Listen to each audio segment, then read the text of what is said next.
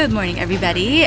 We are in Arcata, California right now, enjoying this wonderful meal that smells really good. So this is going to be short because we're really hungry at Phoenix Cafe. And it's Phoenix. Oh, is that Cafe Phoenix? My bad. Yeah, so it's my birthday. We've got a lot of fun stuff planned today. There is a lot of traveling also today, but I'm excited for our birthday week to commence.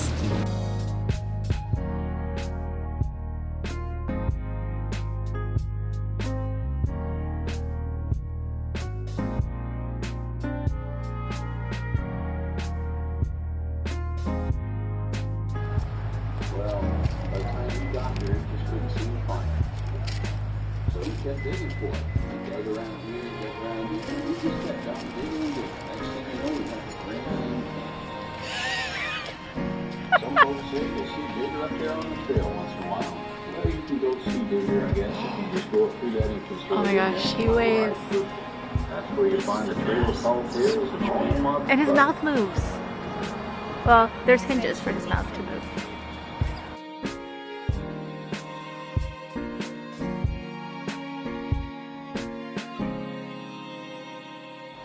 Happy birthday to you.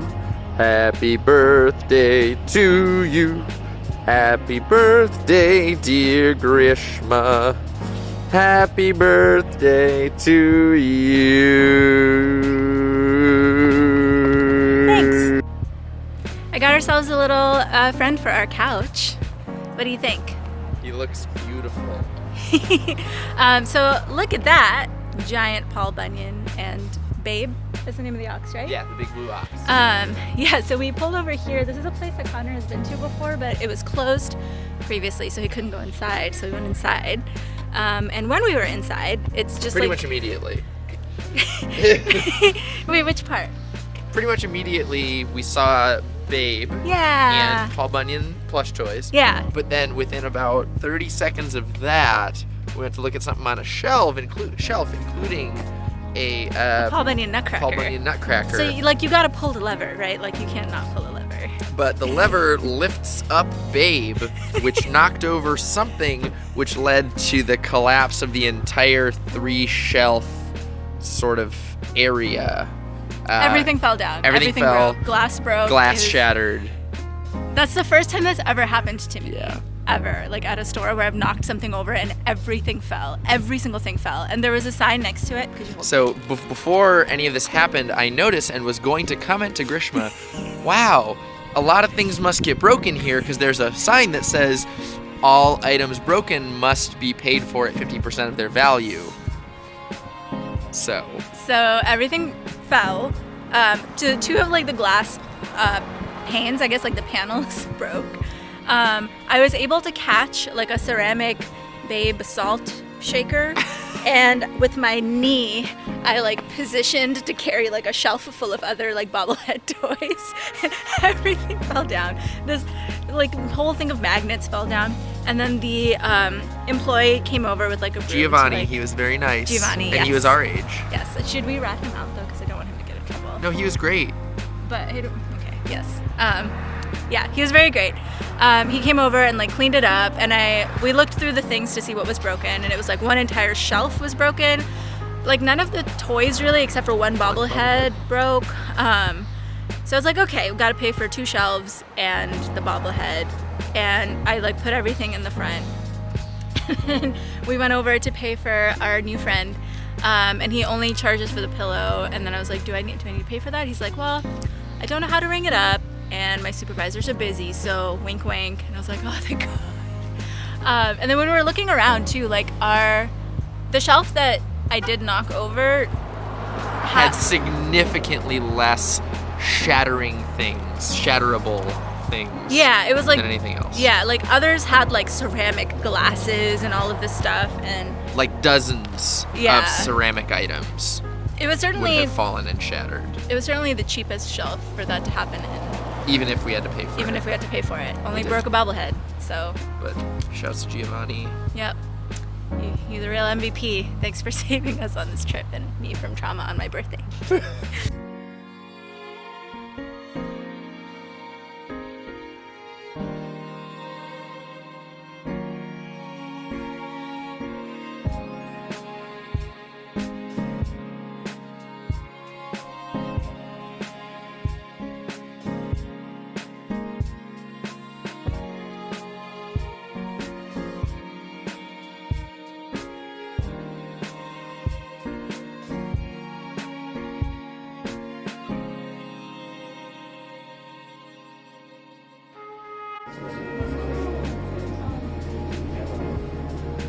Can you read us something from environmental intelligence? Perhaps a short quip.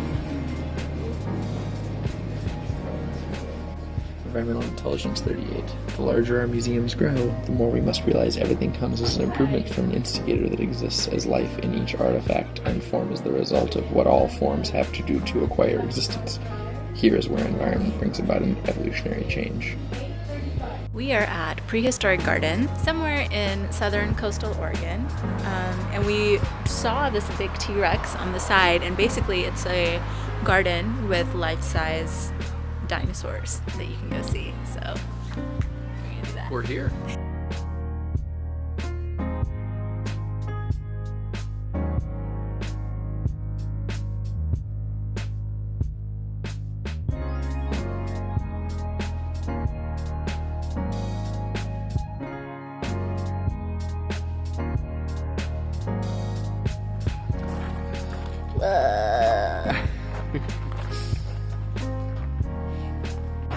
What's up, Triceratops? Are they really to scale? Ostensibly. Look at that big tree. Tree.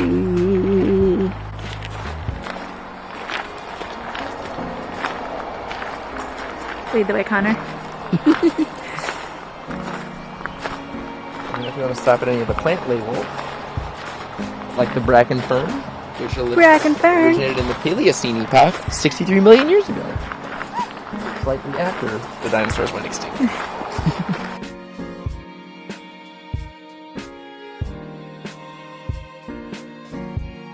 I love dinosaurs, so I'm really excited to be here. Also, like, this is so freaking cool.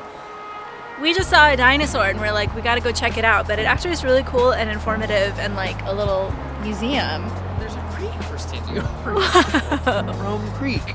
This has been here since the 50s. Whoever made this did a great job. There we are. Now we're in the turtle. Yeah. Turtle and looks like a Mario creature. Oh yeah.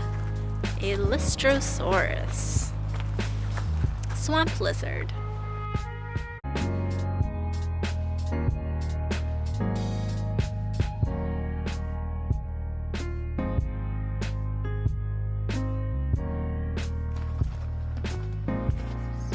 Whoa.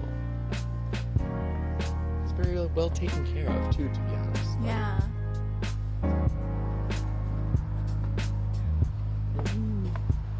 Lovely guy. What's your name? Red lizard. Psittacosaurus. I'm glad that they're friendly looking. Like, it seems a little silly at first that they have like cartoonish faces, but I think if I was a small kid, I would be terrified if it wasn't. Oh, why does he look sad? Oh, just the eye. Dun, dun, dun, dun, dun, dun, dun, dun, dun. Like, this is scary enough. If I was a tiny human, I would be terrified by the Elasmosaurus. Thin plate lizard. This was really fun. I'm glad we came. Lots of cool facts about dinosaurs. Oh my god. Yeah! Pterodactyl! In permanently man-spreading position. I love it. That's how I like to exist. What of amphibians? Imagine an amphibian that's 7 feet long. No thanks. That's terrifying because of my size. We found something that you're really, really gonna like. I think I'm gonna submit this footage to the History Channel, I think is where this might go. We found Bigfoot. He's right there. Sasquatch in the forest.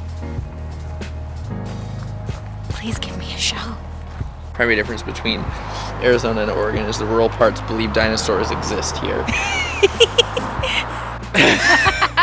That's my main takeaway.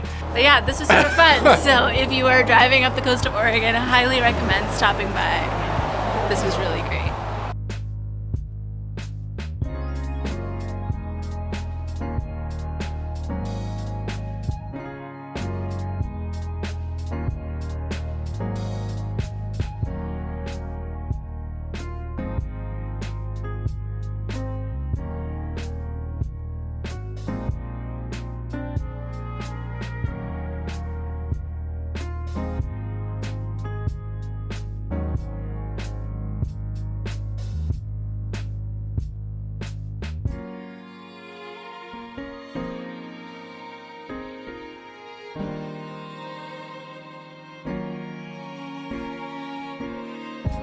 Happy birthday to you.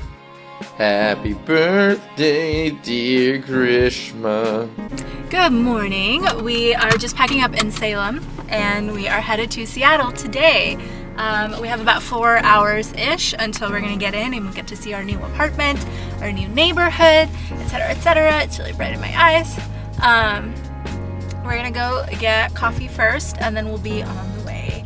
We decided that for this last part we're not gonna drive up the coast and we're just gonna go straight up from Salem to Seattle using the 5 because when we're planning out our trip we knew that we might not have time to do the coastal highway the whole time. We wanted to prioritize more time in California than the Oregon coast because we figure we can always, it's more accessible to come to the Oregon coast in the future. So we made it about... Lordy, did we take more time in California. California is a very big state. That's one of the things that we learned. But yeah, so we made it about halfway up, I would say. Like I think past Coos Bay, like there's a town that starts with a W, Westminster? Something, I don't know. Winchester, there we go. So we made it up to Winchester and then we diverted and we went to Salem to sleep for the night. And then we're gonna go straight up to Seattle from here. Astoria, I'm sure you're a lovely town and we will see you soon, even though it won't be during this particular road trip.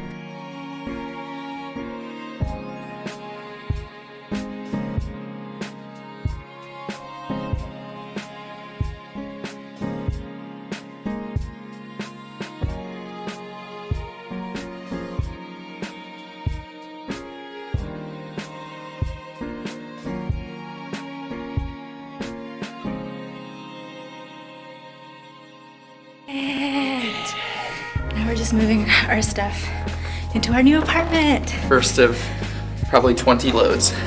Connor, what do you think of our new apartment? I'm very excited. I'm trying not to be too excited or too unexcited, I guess. Why? What's wrong with being too excited? Well, because I don't know. We need a new stove. Yeah, I mean, that's happens. Anytime you move into a new place, there's always maintenance requests to put in right away. Little stuff. Yeah. But yeah, let's move. Let's move.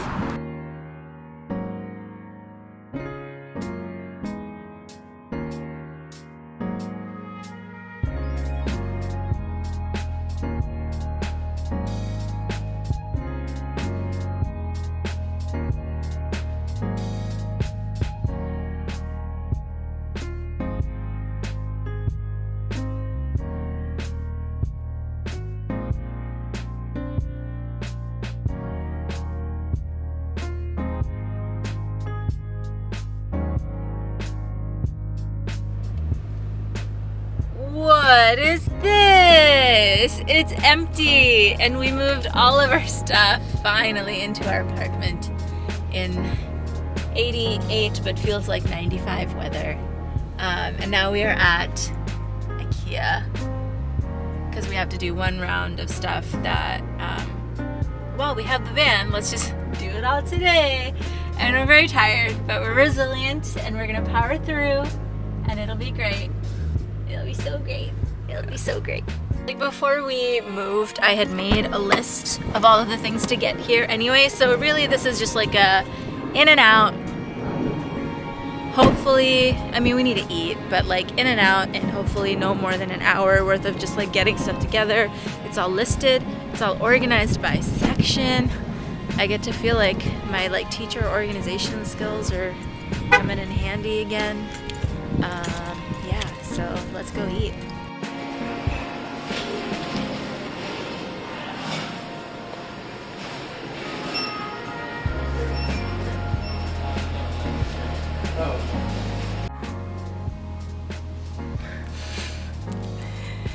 All the seats are back up in this big van. We made it safely to Seattle. We had like 80 things on our to-do list today and we got 70 done. And I was feeling so bad about that until Connor reminded me that 70 is a lot of things to do in a day. This morning we were in Salem and then we drove to Seattle and we moved all of our things out of this van, this big van, into our new apartment. And then instead of resting, we drove straight to IKEA to get some things we had picked out earlier. And Dozens of things a we lot picked of out things. earlier for all of the rooms of our house. A lot of things. This is like the anticlimactic vlog end, maybe. I don't know.